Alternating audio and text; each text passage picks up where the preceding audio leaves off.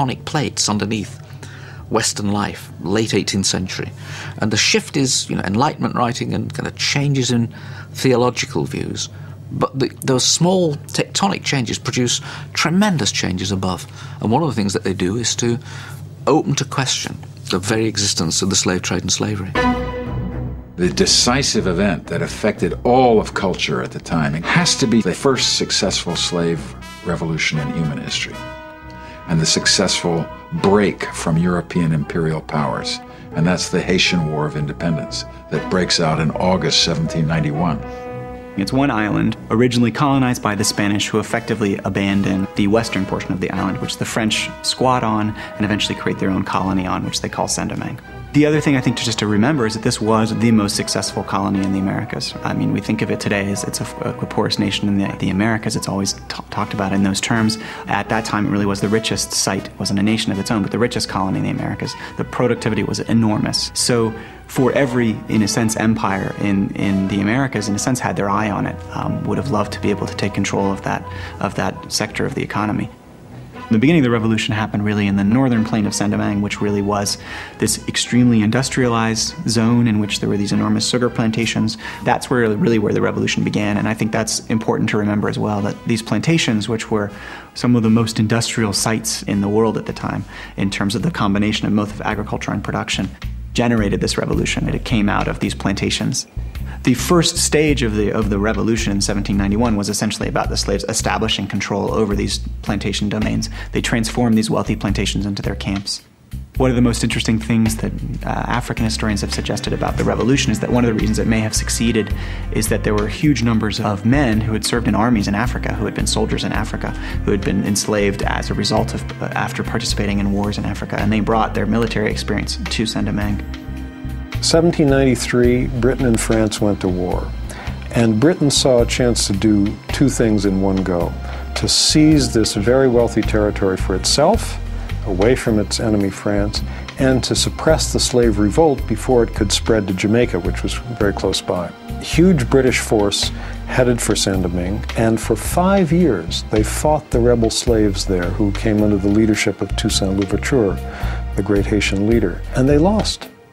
The attempted repression of that revolt involved hundreds of thousands of English boys and young men who were shipped off to Haiti.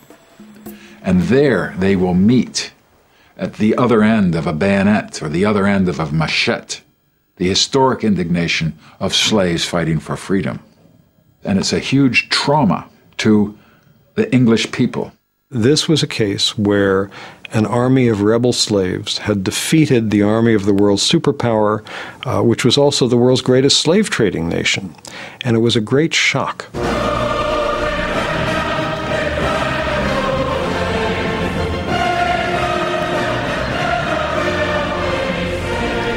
The same can be said of the French, right, who have also, who later lost against essentially the same troops when they tried to reestablish slavery. The British defeat was, in a sense, presaged the defeat of Napoleon's troops that would follow a few years later. This revolution seemed kind of unthinkable for a lot of thinkers. The idea that this was happening, in some ways, the idea that slaves would become generals and leaders of a revolution and would defeat these armies, it was just really hard to kind of fit into what they believed and what they saw. Now, a lot of people, of course, did think about it and brought it into their reality. But I think it challenged at the time and continues to challenge so many of our notions about where history is made, how history is made, who are the central actors in history. This is really one of the foundational moments in the history of not just the Americas politically, but in democratic theorizing, of philosophy, of thinking about what rights are. So not only do you have a challenge to racist ideas that kind of consign people to the margins of history rather than placing them at the center, but you also have to rethink, I think, a lot of broader narratives about Western history. What's interesting about the Haitian Revolution is that it's the only revolution with the only constitution that outlaws slavery and outlaws discrimination on the basis of race. Now that is historic. That's not in the Bill of Rights in the US. It's not part of the unwritten constitution of the British Empire. But it's part of that history of opposing racism, which actually comes from the enslaved themselves, and not from the so-called humanitarian efforts of the abolitionist movement, which couldn't have been successful unless the slaves themselves were making slavery unstable. The cost they paid for it was a terrible one, because there was this international boycott of Haiti, and in the end they had to pay reparations. So it's not that reparations were paid to the slaves. They had to pay reparations to the French for property expropriated and so forth.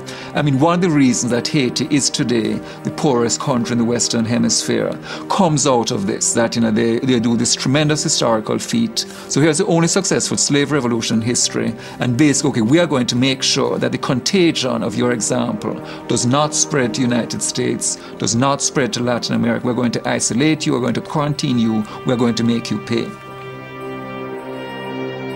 Slavery itself isn't abolished in the British Islands until 1833. And indeed, there are still Africans carried across the Atlantic to Cuba and Brazil, illicitly, another more than 1 million. And slavery doesn't end in America till the Civil War, it doesn't end in Cuba and Brazil till 1888.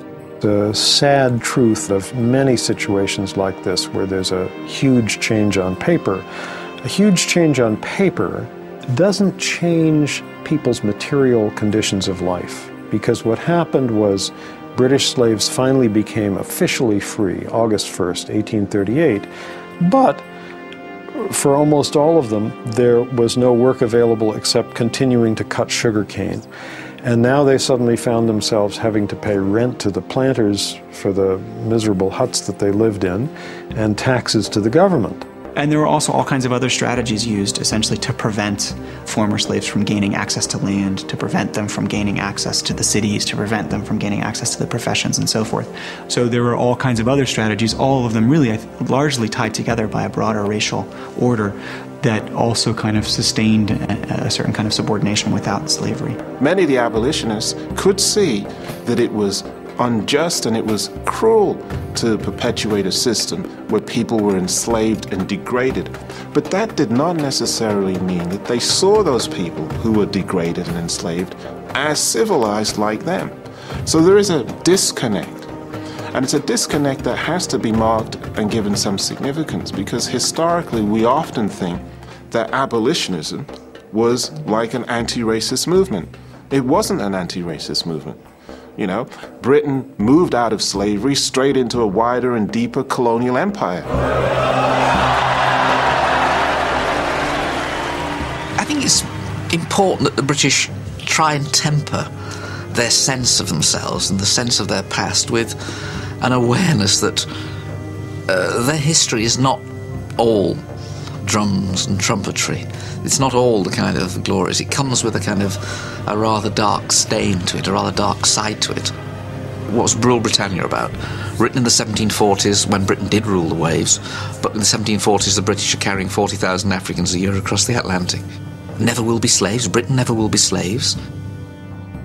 Of course, the end of slavery opened up all kinds of possibilities for contestation that simply were not there before. So I think the change was crucial, and ex-slaves mobilized political institutions, legal institutions, religious institutions, and were able to do so and kind of push forward. But it is striking, I think, that in a sense the struggle to really bring about a complete end or complete erasure of all the effects and legacies of slavery is still continuing in a lot of ways. Chancellor Gordon Brown has come to India to talk about trade and jobs, but instead he's having to reassure his hosts that Britain's not a racist country. I think we want to send a message, as I know most British people want. We are a nation of fairness and tolerance, and that is how I think most of the world want to understand it. His fear was that a row about Britain's past, if you like, about attitudes that many people thought should have gone and had gone, might actually hamper our future.